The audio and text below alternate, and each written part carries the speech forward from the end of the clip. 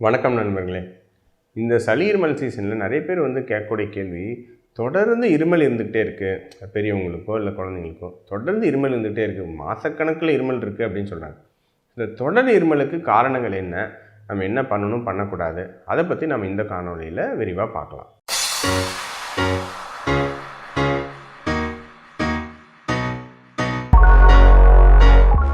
அதாவது இந்த தொடர் இருமல்ங்கிறது அந்த காலத்துலேருந்தே நம்ம தமிழ் படங்கள்லாம் பார்த்திங்கன்னா ஒரு காமெடியான விஷயமா எப்பவுமே பார்க்கப்பட்டிருக்கு. அப்படியே ஒரு தொடர் இருமல், அப்படியே ஒருத்தர் இருப்பார், அப்படியே ஒல்லியாக ஒருத்தர், அதுக்குன்னு ஒரு காமெடி நடிகர் போட்டிருப்பாங்க, அப்படியே இருமிட்டே இருப்பார். அவரை வச்சு மேலே வேறு காமெடி நடிகர்கள்லாம் அவரை வச்சு கிண்டல் பண்ணிகிட்ருப்பாங்க. ஸோ இந்த மாதிரி தொடர் இருமல்ங்கிறது அப்படியே நம்ம வாழ்க்கையோட ஒரு காமெடியாக பார்க்கப்பட்ட ஒரு விஷயம் ரொம்ப நாளாகவே. ஆனால் இந்த தொடர் இருமலுக்கு என்னென்ன காரணங்கள் நம்ம பார்ப்போம். ஸோ இந்த தொடர் இருமல்னால் மக்கள் வேறு நிறைய பயப்படவும் செய்கிறாங்க. அதாவது என்ன பார்த்திங்கன்னா, தொடர் இருமல்னாவே நிறைய பேர் சரி இல்லை வேறு ஏதாவது நோய் இருக்கம்மா அப்படின்னு கேட்பாங்க. பேர்லாம் சொல்ல மாட்டாங்க. சரி வேறு எதுவும் நோய் இருக்காதா அப்படின்னு கேட்பாங்க. சரி இல்லை வேறு ஏதாவதுனா என்னங்க எங்களுக்கும் புரியாது, வேறுனா என்ன இல்லைங்க சார் அந்த மாதிரி எதுவும் நோய் இருக்காதா, அந்த மாதிரினா எந்த மாதிரிங்க அப்படின்னா அவங்க கிடச்சிக்கிட்டால் சரி டிபி மாதிரி எதாவது இருக்குமா அப்படின்னு கேட்பாங்க. ஏன்னா அந்த காலத்துலேருந்தே நம்ம ஊரில் டிபி கிருமி ரொம்ப பரவலாக இருக்கிறதுனால, இப்பவும் பரவலாக இருக்குது, அந்த காலத்தில் மிக அதிகமாக இருந்துச்சு. அதனால் பார்த்திங்கன்னா மக்களுக்கு அதை பற்றின இந்த காசநோய், டிபிங்கிற காசநோய் பற்றிலாம் ஒரு பயம் இருக்கும்.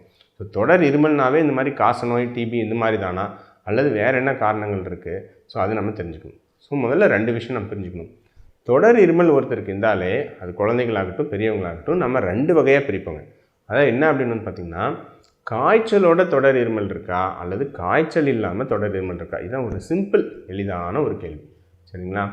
நம்ம ஊரில் இந்தியாவில் தொடர் இருமல் 2 வாரத்துக்கு மேலே காய்ச்சலோடு இருந்தால், சரிங்களா, காய்ச்சல் 2 வாரமாக வந்துகிட்டே இருக்குது, தொடர் இருமல் வந்துகிட்டே இருக்குன்னா கட்டாயம் டிபி அப்படின்னு சொல்லக்கூடிய இந்த காசநோய் ஏதாவது இருக்கா அப்படின்னு நம்ம செக் பண்ணி பார்க்கணும். சரிங்களா? ஏன்னா அது தொடர் இருமலுக்கு டிபி மிக முக்கிய நம்பர் 1 காரணம். சரிங்களா? அதில் சந்தேகமே இல்லை. ஆனால் உங்களுக்கு தொடர் இருமல் இருக்குது ஆனால் காய்ச்சல் இல்லை அப்படின்னா நீங்கள் டிபியை சந்தேகப்பட வேண்டிய அவசியம் இல்லை. ஸோ இது நல்லா தெரிஞ்சுக்கணும். ஏன்னா நிறைய பெற்றோர்கள் நீங்கள் பயப்படுறீங்க. பயப்பட தேவையில்லை. தொடர் இருமல் இருக்குது ஆனால் காய்ச்சல் இல்லைன்னா பயப்பட வேண்டாம். ஸோ 2 மாதம் 3 மாதம் 4 மாதம் 6 மாதம் தொடர் இருமல் இருக்குது, மாதம் 20-25 நாள் இருமல் இருக்குது. ஸோ இது டிபியாக இருக்கிறதுக்கு வாய்ப்பு மிக மிக மிக குறைவு. ஸோ அப்போ தொடர் இருமல் காய்ச்சல் இல்லாமல் இருக்கிறதுக்கு என்ன காரணம் அப்படின்னு பார்த்திங்கன்னா, நம்பர் 1 காரணம் நான் எப்பவும் சொல்லக்கூடிய அலர்ஜி அல்லது ஆஸ்துமா, அலர்ஜிக் பிராங்கைட்டிஸ்ன்னு சொல்லுவோம், இல்லை ஹைப்பர் ரியாக்டிவ் ஹெச்ஆர்ஏடின்னு சொல்லுவோம். ஆஸ்துமா எல்லாம் ஒன்று தான். இந்த அலர்ஜினால் வரக்கூடிய இருமல் தான் இப்போ குழந்தைங்களுக்கு நம்பர் 1 தொடர் இருமல் காரணம். அதுவும் தற்போது டிபிலாம் கொஞ்சம் குறைஞ்சிருக்கு. ஸோ அதனால் தொடர் இருமல் காய்ச்சல் எல்லாம் வந்தாலே நீங்கள் முதல்ல பரிசோதிக்க வேண்டியது அலர்ஜி மாதிரி இருக்கா அப்படிங்கிறது பார்க்கணும்.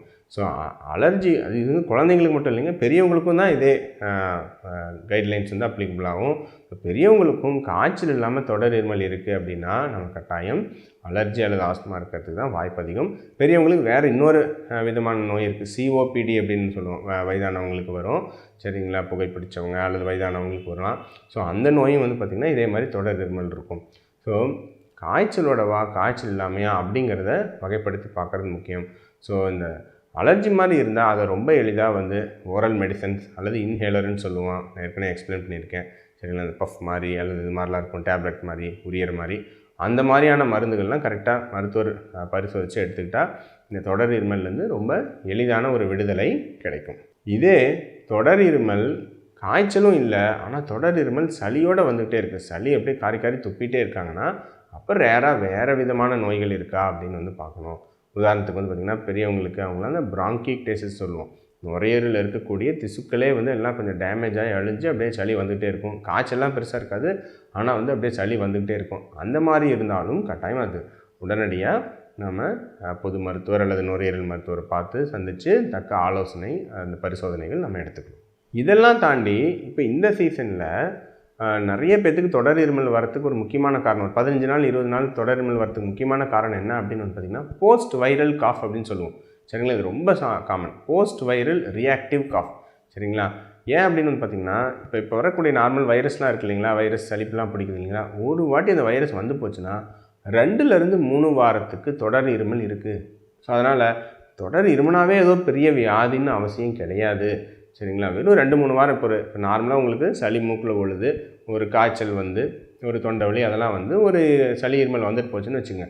முன்னாடிலாம் இருமல் இல்லை, ஆனால் இந்த சளி வந்துட்டு போன பிறகு தொடர்ந்து ஒரு 2 வாரம் இருமல் இருக்குது அப்படின்னா அது போஸ்ட் வைரல் காஃபு. அது ஜென்ரலாக பயப்பட வேண்டிய அவசியம் கிடையாது. சரிங்களா? ஸோ அதுவும் தெரிஞ்சுக்கணும். அதுக்கு எந்த மருந்து நிறைய பேர் இருமலுக்கு ட்ரீட்மெண்ட் கொடுக்கறது மிகப்பெரிய ஒரு பெரிய சேலஞ்சாக இருக்குதுங்க எங்களுக்குலாம். ஏன்னா எந்த மருந்து கொடுத்தாலும் இந்த போஸ்ட் வைரல் காஃப்லாம் நிற்காது. அதுதான் நிதர்சனமான உண்மை. சரிங்களா? என்ன தான் நீங்கள் எங்களை வந்து டார்ச்சர் பண்ணாலும் நாங்கள் வச்சுக்கிட்டாங்க வஞ்சனை பண்ணுறோம் அப்படிங்கிற மாதிரி. ஸோ இதெல்லாம் வந்து எந்த மருந்து கொடுத்தாலும் நிற்காது. ஸோ அலர்ஜிலாம் இல்லை, மருத்துவர்கிட்ட போகிறது எதுக்குன்னா வேறு ஏதாவது நோயா, டிபியா அல்லது ஆஸ்துமா அலர்ஜியா அப்படின்னு தெரிஞ்சுக்கிறது தான். அந்த மாதிரி இருந்தால் அதுக்கான மருந்துகள் கொடுத்தா சரியாயிடும். ஆனால் இந்த போஸ்ட் வைரல் ரியாக்டிவ் காஃப் அப்படிங்கிறது எந்த மருந்து, எந்த இருமல் மருந்து, எந்த இதுக்கும் சரியாகாது. ஜஸ்ட்டு வெயிட் பண்ணணும். அந்த வைரஸ் போய் கொஞ்சம் நுரையில் இருக்கிற மூச்சுக்குழாயெல்லாம் கொஞ்சம் கொஞ்சம் காயம் பண்ணியிருக்கோம். ஸோ அது சரியாகிற வரைக்கும் 2 வாரம் கொஞ்சம் லக்குன்னு இருமிட்டு இருப்பாங்க. சரிங்களா? அது பெரியவங்களாகட்டும் குழந்தைங்களாகட்டும். அதுக்கு நம்ம பெருசாக எதுவும் பெரிய சிகிச்சையெல்லாம் கொடுக்க வேண்டிய அவசியம் கிடையாது. 2 வாரத்தில் தானாக சரியாயிடும். அதற்கு மற்றபடி ஆக்டிவாக இருக்குது, நம்ம உடம்புல ஒன்றும் சோர்வுலாம் எதுவும் இல்லை, நம்ம நல்லாயிருக்கோம். ஆனால் சும்மா இருமல் வந்துட்டுருக்குன்னா எதுவும் பயப்படாமல் இருக்கலாம். ஸோ இருமல்னாவே அதை சரி செய்ய வேண்டும் என்று அவசியம் கிடையாது. ஸோ இருமலை நிறுத்திடணும் அப்படின்னு எப்போவுமே நம்ம வந்து பார்க்க வேண்டிய அவசியம் கிடையாது. அந்த பார்வை வந்து தவறானது. ஸோ இதையும் வந்து நம்ம தெரிஞ்சுக்கணும். எனவே தொடர் இருமல் இருந்தால் எப்போ சிகிச்சை எடுக்கணும், எப்போ சிகிச்சை எடுக்கக்கூடாது, என்ன பண்ணணும் பண்ணக்கூடாதுங்கிறது இந்த காணொலி மூலமாக உங்களுக்கு தெரிஞ்சிருக்கும். தொடர்ந்து இணைந்திருங்கள். நிறைய நல்ல விஷயங்களை பற்றி தொடர்ந்து பேசுவோம். நன்றி, வணக்கம்.